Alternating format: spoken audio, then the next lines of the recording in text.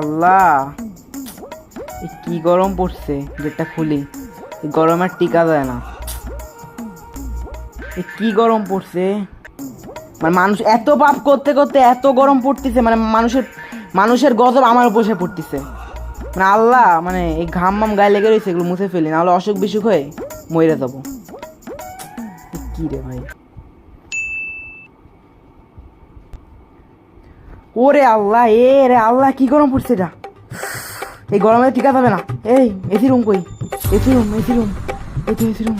আল্লাহ, remote remote লাগবে আমার, remote লাগবে। ওরে আল্লাহ, রিমোট, এই তো রিমোট পাইছি। এসি চলে না কেন? এসি নষ্ট হয়েছে আবার গরমের জন্য। যাক, এসি চলতেছে না তাও।